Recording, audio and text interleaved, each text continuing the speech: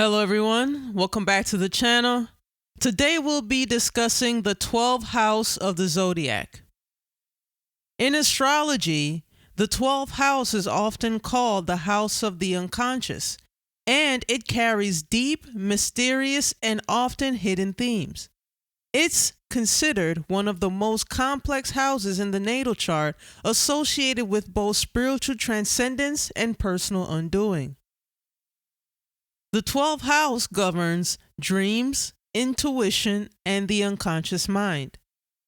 The 12th house reflects what's hidden from your conscious awareness, including suppressed desires and fears. Things that are linked to spiritual awakenings, meditations, mysticism, and connection to the divine. The 12th house often speaks to your soul's yearning for something beyond the physical. It's associated with places of seclusion like hospitals, monasteries, retreats, or prisons.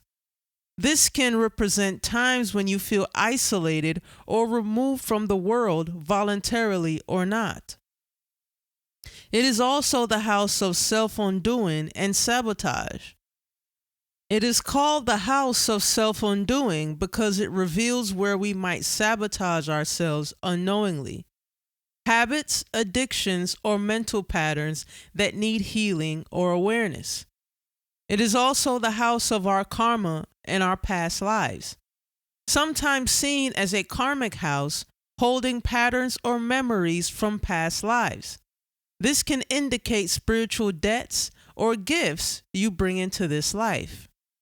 This is also the house of compassion and the house of service.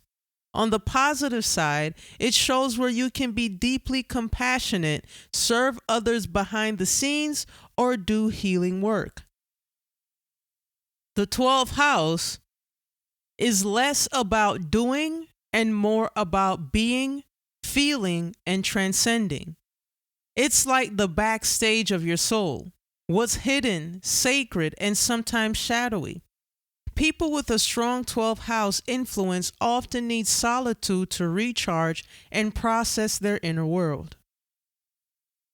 In Vedic astrology, the 12th house, known as Vaya Bhava, is traditionally associated with loss, expenditure, isolation, foreign lands, and liberation, or moksha, rather than directly representing specific family members like some other houses do.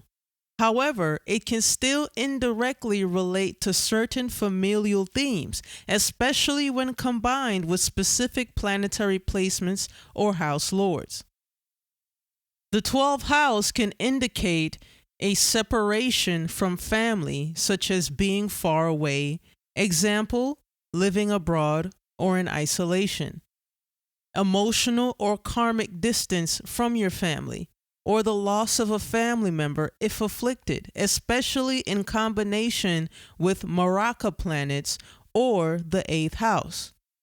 Expenses related to family can also be seen through the 12th house. The 12th house shows expenditures, and sometimes these relate to family responsibilities.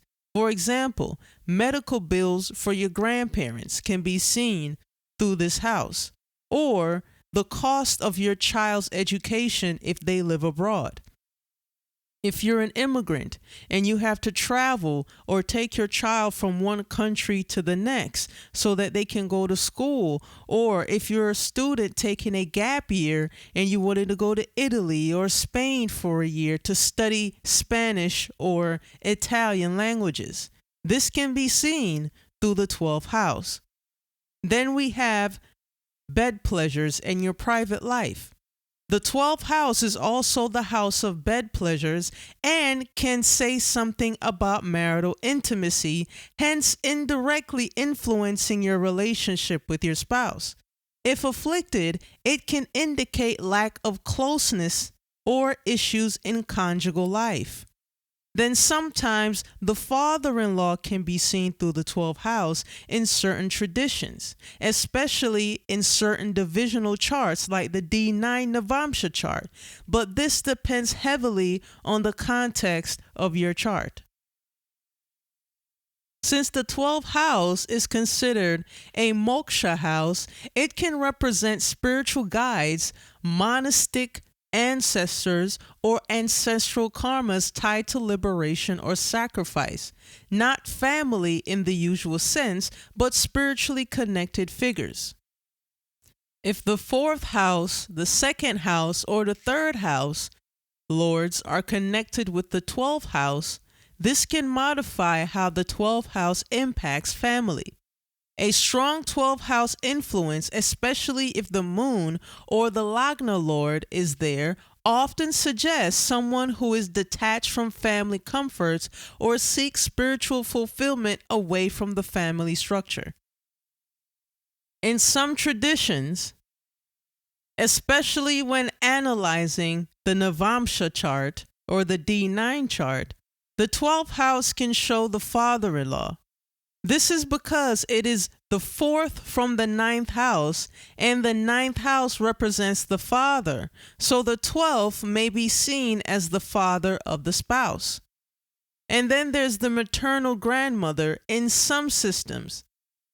Some systems look at the 12th as the mother's mother, since the 9th, or it is the 9th from the 4th house, which represents the mother's fortune and lineage.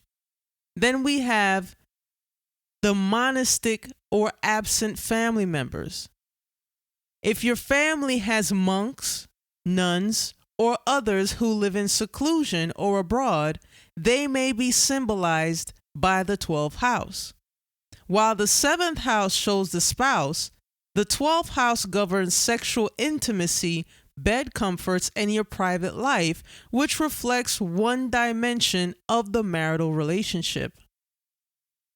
In Vedic astrology, the 12th house governs careers and industries that involve seclusion, isolation, service, foreign lands, spirituality, or even loss and expenditure. It's deeply tied to the subconscious and the spiritual realms, and it rules over both hidden and selfless work. General themes of the 12th house include foreign lands and international work, charities, asylums, hidden enemies, secrets, behind-the-scenes roles, expenses, loss, or surrender. Jobs and careers related to the 12th house include doctors, especially surgeons and those working in hospitals, nurses, therapists, hospice workers, psychologists and psychiatrists, addiction and trauma counselors, monks, nuns, spiritual teachers, yoga instructors, astrologers, mystics, Reiki or energy healers, workers in temples, ashrams, or retreat centers. Then we have foreign and international careers, diplomats, embassy workers, international business or NGOs, import/export and logistics specialists, flight attendants, pilots, and the cruise ship staff, hotel and resort staff, spa and retreat center workers, sleep researchers, script writers, editors, film crew, ghost writers, private investigators, intelligence analysts, secret service, espionage-related work. And then we have institutions of confinement or isolation, people who work in prisons, wardens, asylum and rehabilitation center employees, people who work in cloistered professions. Then we have tech and virtual work, remote work, freelance, back-end development, roles where one works in the background or anonymously, humanitarian aid, volunteer work, fundraising, and donation management. In astrology, the 12th house is not traditionally associated with the stock market in a direct or favorable way. However, it can have significant indirect influence, especially in matters related to losses, hidden risks, foreign investments, and speculative behavior. General financial significance of the 12th house can include financial losses, poor investments, or misjudged risks. And then we have hidden enemies or secrets, which can be manifested as market manipulation, insider trading, or secret motives. Then we have foreign lands, foreign investments, or overseas markets, speculation and illusion, over optimism, scams, and unrealistic expectations regarding expenditures and losses. And then we have the subconscious aspect of it, the impulsive or fear-based trading behavior. Malefic planets in the 12th house, like Mars, Saturn, or Rahu, often point to losses, fear, market crashes, or emotional trading behavior. Saturn may indicate long-term hidden risks or losses due to fear. Rahu in the 12th house can create illusions in foreign investments or speculative bubbles. When the 12th house is activated via transits, planetary transits, or dasha periods, this correlates with financial drains, bad investment timing, or feeling disconnected from rational financial decision making. This triggers the need for caution and behind-the-scenes analysis. If the 12th house is linked to the 5th and the 2nd house, the 5th house governs speculation and the stock market. If the 12th house is connected to the 5th house or the 2nd house, it may bring speculative losses, indicating hidden opportunities in foreign or unconventional markets.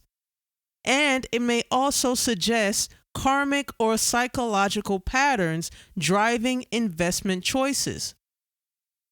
For traders and investors, a strong or afflicted 12th house can mean tendencies toward emotional or escapist investing, involvement in offshore investments, secret deals, or foreign trading platforms, and vulnerability to fraud or deception in the markets. If the 12th house is positive and well placed or supported by benefic planets like Venus or Jupiter, the 12th house can suggest profits from foreign investments or international markets, long-term wealth through spiritual or ethical businesses, and donating profits or philanthropy. The 12th house is a cautionary house when it comes to investments, associated more with losses, hidden forces, or subconscious behavior that direct wealth generation. Successful investors with strong 12th house placements often thrive when they master emotional discipline, risk management, and maintain transparency. In astrology, while the 12th house is primarily a concept from the astrological tradition, including Hellenistic, Vedic, and modern astrology, it can be symbolically linked to certain Greco-Roman deities based on its themes of isolation, loss, spirituality, hidden things, dreams, and transcendence. These connections are symbolic rather than literal. But here are the most relevant deities that are associated with the 12th house. First, we have Hades, which is Greek mythology, who is also Pluto in Roman mythology. Hades, or Pluto, is the god of the underworld, ruler of the dead and hidden realms. The 12th house governs what is hidden, unconscious, and often feared. Also associated with seclusion, karma, and spiritual information and transformation, which aligns with Hades or Pluto's dominion over death and rebirth. Then there's Poseidon, who is also Neptune in Roman mythology. God of the sea, god of illusions, god of the subconscious.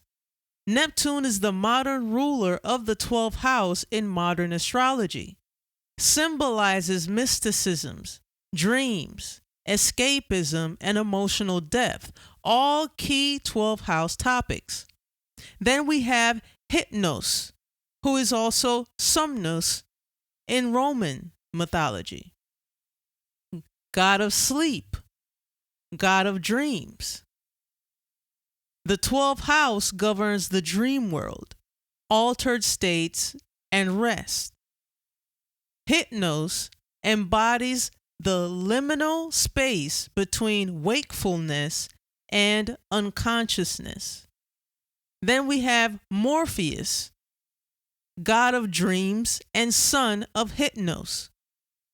Morpheus rules over the images and messages of dreams, making him highly relevant to the dreamy, subconscious side of the 12th house.